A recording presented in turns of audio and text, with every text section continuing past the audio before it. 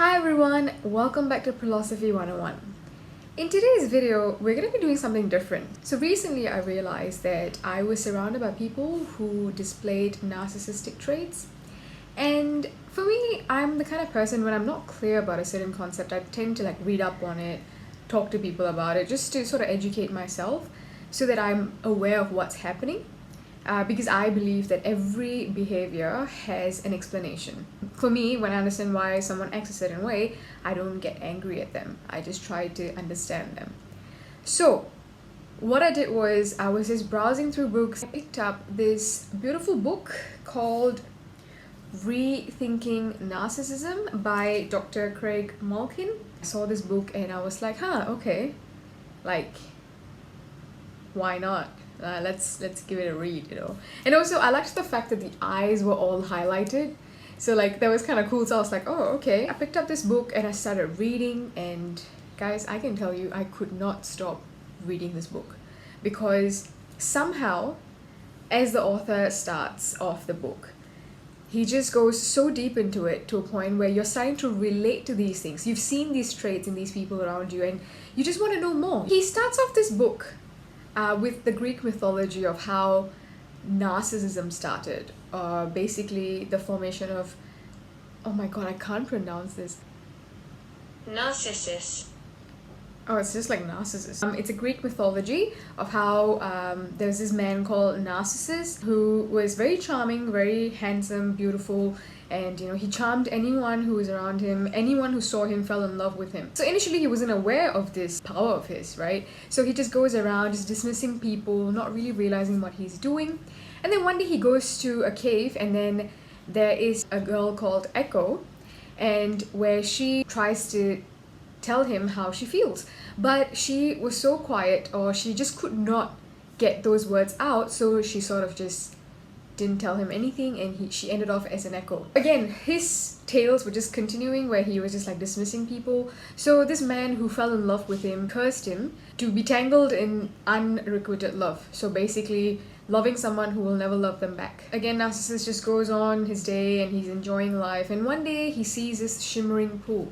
And then he sees this person staring back at him. And he's talking to this person, but the person's not responding. So he gets angry and he's like, yo, why aren't you responding to me? What did I do wrong?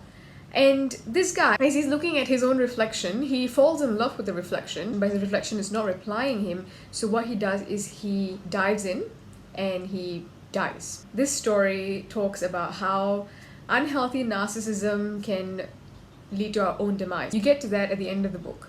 So he starts off with this mythology, which is why I really liked it, because I thought the story was kind of cute. Little Echo, when Echo becomes Echo, no voice, loses her voice. I was like, mind freaking blown. So first of all, when we look at the word narcissist, there's always this negative connotation to it, which is why I never really understood it, because I was like, oh, does narcissism just means extremely self-involved? But narcissism means to feel special, or to want to feel special. And the beauty of this concept, again described by this book, is that we need a little narcissism in life to actually move forward. Imagine a child who does not feel like they're special, who does not feel like they deserve to be loved. They're going to be very closed off. They're not going to form relationships. They're not going to form bonds with the people around them.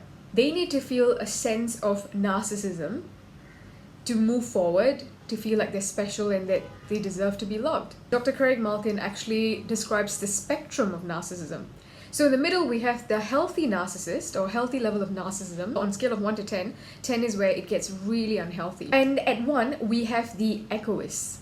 Echoists are the ones who are very soft-spoken. They don't tend to voice out their needs. They don't attend to their own needs. Okay, let me just put on my glasses. I know you guys have not seen me in glasses before, but here we go. If you actually turn to page 49, there's actually a list of questions that you can answer to take your own narcissism test. What kind of narcissist you are, or where you are on the spectrum. The reason why this is important is because being aware of where you fall in the spectrum allows you to try to inch towards the healthy narcissism spectrum, be it whether you're a 1 or a 10. But 1 or 10s are extremes, but sometimes we can sort of dangle in between. Do the test once on your own to sort of evaluate yourself, and then ask someone close to you who might know how you feel or how you think to evaluate you. Try to compare the scores just to see if how you perceive yourself is the same as how others perceive you. Now I'm going to take this off.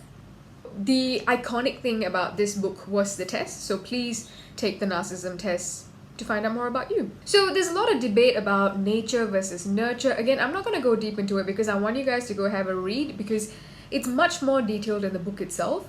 He has a section specifically dedicated to explaining the root causes of narcissism or egoism. That section was so useful in trying to understand why people do what they do.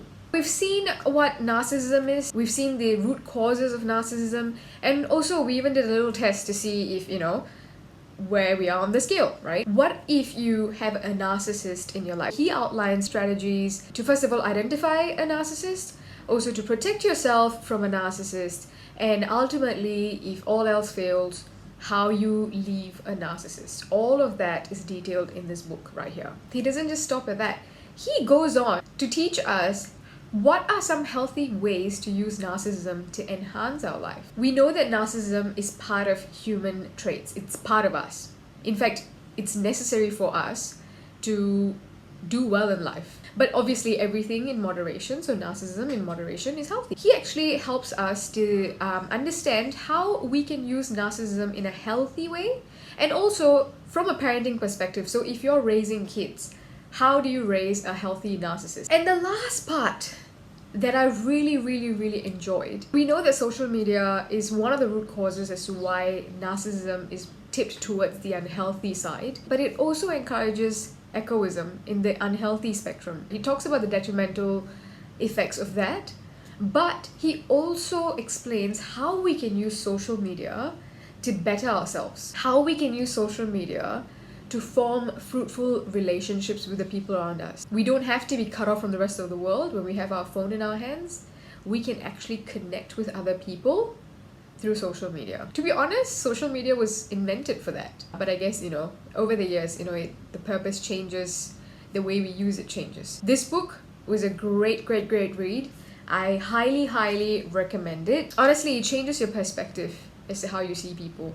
Especially, we see a lot of posts regarding how we have to avoid narcissists, which is true. Underlying, it's true. We should try to, avoid narcissists, especially the unhealthy ones, especially when they become very toxic to us. But understanding them can actually help us to handle them better and also to protect us better. And this book has all of that. I hope you guys have a great day. Bye!